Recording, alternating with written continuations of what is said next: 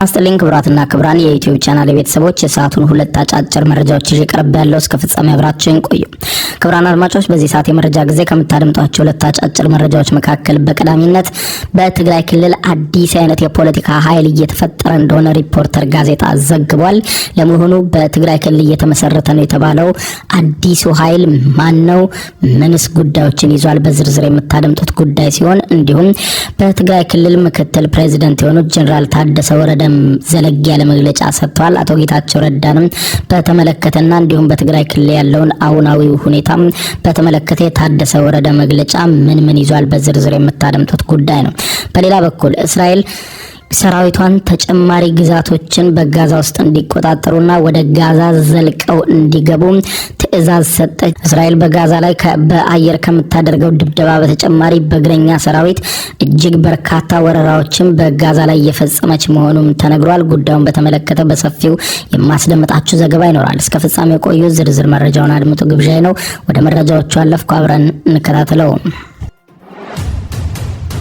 በቅድሚያ በትግራይ ክልል ከህዝባዊ ወያኔ ሓርነት ትግራይ ህወሓት የተለየ ትልቅ የፖለቲካ ኃይል በሶስት ፓርቲዎች ጥምረት እየተፈጠረ መሆኑን ሪፖርተር ጋዜጣ ዘገበ።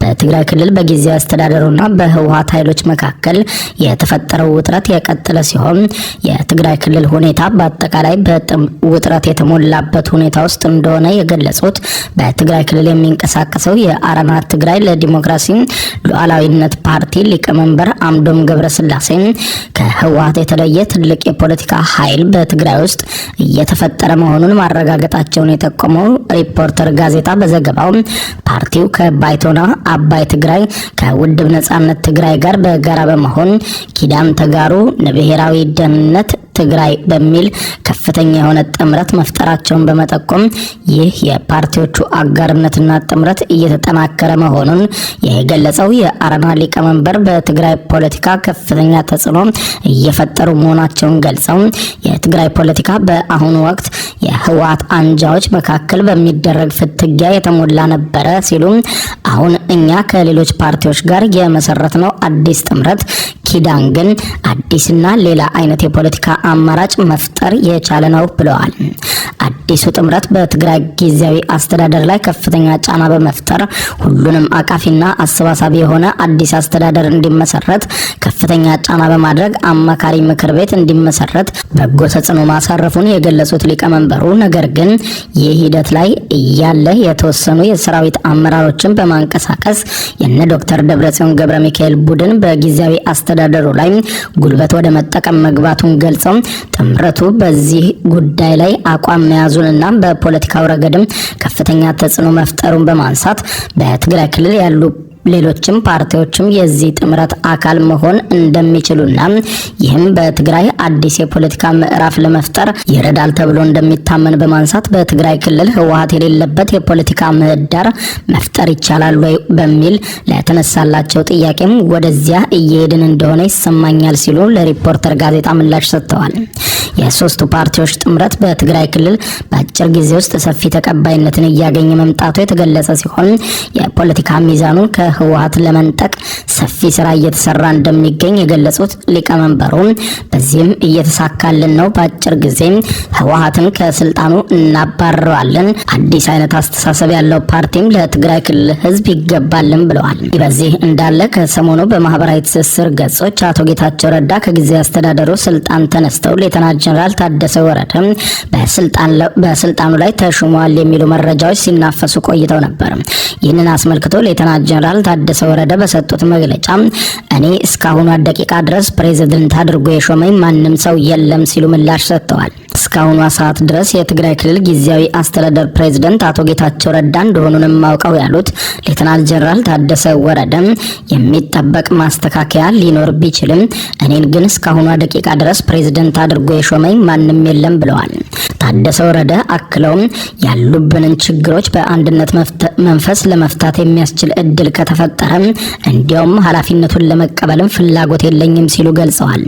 ፕሬዝዳንት አቶ ጌታቸው ረዳ ከመቀሌ ወጥተዋል። ፕሬዝዳንት አቶ ጌታቸው ረዳ ወጥቶ የሚቀርባት ትግራይ መኖር የለባትም፣ መመለስ አለበት፣ ትናንትና እንደዚያ ከነበረ ዛሬና ነገ መኖርና መደረግ የለበትም ሲሉም ተደምጠዋል።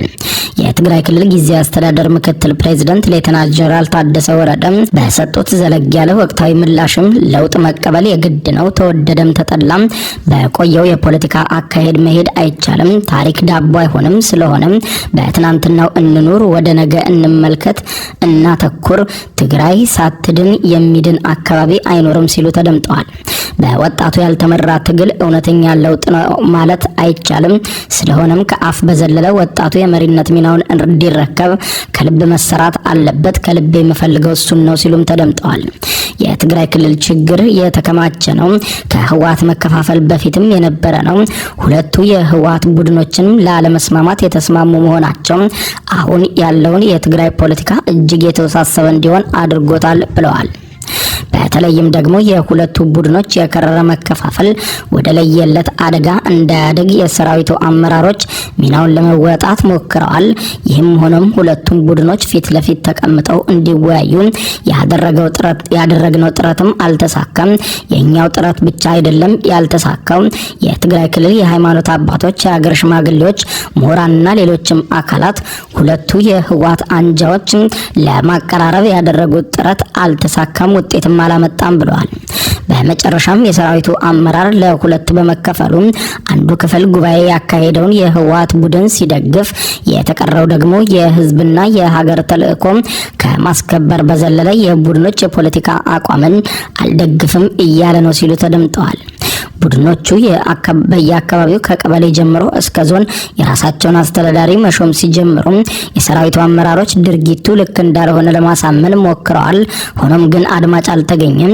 በፊት በትግራይ ክልል የተለመደ የሹመት ስነ ስርዓት አለ። ፓርቲ ነው ከቀበሌ እስከ ዞን አስተዳዳሪ የሚሾመው። አሁን ግን ፓርቲው ይመድባል፣ ጊዜያዊ አስተዳደሩ ደግሞ ይሾማል። ይህ አካሄድ የመንግስት የስራ ኃላፊነት ከአንድ ማዕበል የሚቀዳበት አሰራርን እያጠፋው ሄደን ስለሆነ ከአሁን በፊት ያልተለመደ ምደባው ህዝቡ መንግስታዊ አገልግሎት ከማሳጣት በዘለለ የጸጥታ ችግር እስከ መሆንም ደረሰ ብለዋል። የጸጥታ ኃይሉ በዚህ መሃል በሁለት ገመድ እየተጎተተ ስራውን ለመስራት ተቸግሯል ያሉት ታደሰ ወረደ የአሁኑ መከፋፈል ከ93 ዓመተ ምህረት መከፋፈል ወይም ህንፍሽፍሽ እየከፋ ነው ብለዋል። 93 ዓመተ ምህረት ያጋጠመው መከፋፈል ወይም በህወሓት ውስጥ ህንፍሽፍሽ ተብሎ የሚጠራው መከፋፈል የመንግስት ስልጣንን የተቆጣጠረው ቡድን ነው ያሸነፈው። ከመንግስት መዋቅር ውጪ ያለውን ደግሞ ተሸናፊ ሆነ። የአሁኑ ግን እንደዚህ አይደለም። ምክንያቱም በሁለቱ በተከፈሉት መሃል ልዩነት የፈጠሩ ቡድኖች በመንግስት የሥራ ኃላፊነት ላይ የነበሩ ናቸው ብለዋል። ችግሩ ሲጀመር የጸጥታ አካል የሁለቱም ቡድኖች የመከፋፈል አካል አልነበረም ፓርቲው እንጂ የጸጥታ አካሉ የሚያስከፋ መልኩ ሳይከፋፈል ለረጅም ጊዜ ተጉዞ ነበረ።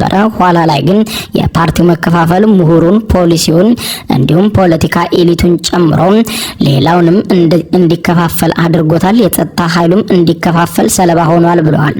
ይህም ሆኖ ቀውሱ ከአቅም በላይ ሆኖ ትርምስ እንዳይፈጠር የጸጥታ ኃይሉ ከባድ የሆነ ስራ ለመስራት ሞክሯል ሲሉም ተደምጠዋል። እኛ የፖለቲካ ብልሽት ተጠቂ እንጂ ግጭትና ቀውስ ጠማቂ አይደለንም እኛ የሰራዊቱ አመራሮች ብለዋል። በአሁኑ ወቅትም አሸናፊ የሚባል የፖለቲካ ኃይልም ይሁን ቡድን የለም።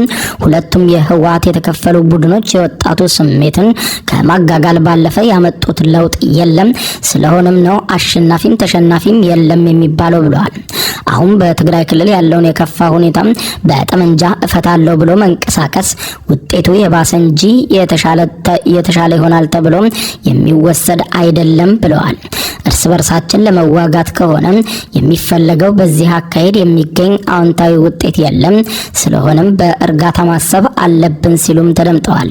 ዳግም ጦርነት ይፈጠራል ወይ በሚል ለቀረበላቸውም ጥያቄ ታደሰ ወረደ ሲመልሱ የውስጣችን ችግር በሰላማዊ መንገድ ይፈታል የሚል እምነት አለ። አለኝ። ከዚህ በመነሳት በውስጣችን የእርስ በርስ ጦርነት ይካሄዳል የሚለውን አልቀበልም፣ አይኖርምም ብለዋል። በኢትዮጵያና በኤርትራ መካከል የሚታየውን መሳሳብ ወደ ጦርነት እንዳያመራ እንደ ትግራይ ክልል የበኩላችንን ጥረት ማድረግ ይጠበቅብናል። የውስጣችን ችግር ከፈታን ደግሞ ከውጭ የሚመጣ ጦር ይኖራል ብዬ አልገምትም ሲሉ ተደምጠዋል። የፕሪቶሪያው የሰላም ስምምነትም በተሟላ መልኩ እንዲተገበር በተዋዋዮች መካከል ቅንነትና ትብብር መኖር አለበትም ብለዋል። እስካሁኗ ሰዓት ድረስም የትግራይ ክልል ጊዜያዊ አስተዳደር ፕሬዝዳንት አቶ ጌታቸው ረዳ ናቸው። የሚጠበቅ ማስተካከያ ቢኖርም እኔ እስካሁኗ ደቂቃ ድረስ ፕሬዝዳንት አድርጎ የሾመኝ የለም። ሆኖም ግን ያሉንን ችግሮች በአንድነት መንፈስ ለመፍታት የሚያስችል እድል ከተፈጠረ ኃላፊነቱን ለመቀበል ፍላጎቱም ጭምር የለኝም ሲሉ ተደምጠዋል። በመጨረሻም እስራኤል ጦሯ በጋዛ ተጨማሪ ግዛቶችን እንዲወር የወረራ ትዕዛዝ መስጠቷ ተዘገበ። የእስራኤል መከላከያ ሚኒስትር ሐማስ የተቀሩትን ታጋቾች ሙሉ በሙሉ ስላለቀቀ ወታደሮቻቸው በጋዛ ተጨማሪ ቦታዎችን ላይ ወረራ እንዲፈጽሙ የተወሰኑ ክፍሎችም በቋሚነትም እንዲይዙ መዛታቸውና ትዕዛዝ መስጠታቸው ተነግሯል። እስራኤል ካንትዝ የሀገራቸውን ወታደሮች በጋዛ የጀመሩትን የእግረኛ ጦር ጥቃት በህይወት ያሉና የሞቱ ታጋቾች እስኪመለሱ ድረስ አጠናክረው እንዲቀጥሉና ዘልቀው ወደ ተለያዩ የጋዛ መንደሮች እንዲገቡ ትዕዛዝ ሰጥተዋል። በጋዛ ከሚገኙት 59 ታጋቾች መካከል 24ቱ በህይወት አሉ ተብሎ የሚታመን ሲሆን ሁለተኛው የተኩስ አቁም ስምምነት ላይም የተደረገው ድርድር ውጤት ባለማሳየቱ እጣ ፈንታቸው አጠራጣሪ ሆኗል ተብሏል።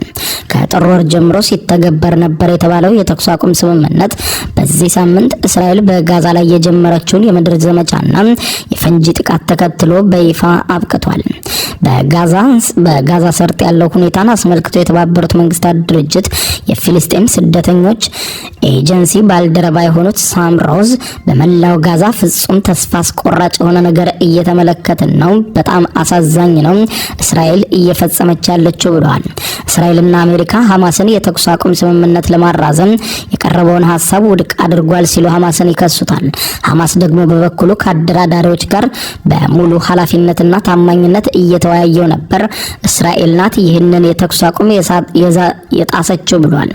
ይሁን እንጂ እስራኤል ጋንትስ አርብ ዕለት በሰጡት መግለጫ ሐማስ በእንቢታውን በቀጠለ ቁጥር በእስራኤል ስር የሚገኙ ግዛቶችም እየጨመሩ ይሄዳሉ፣ ከጋዛ እየነጠቀን ግዛቶችን ወደ ራሳችን እንጠቀልላለን ብለዋል።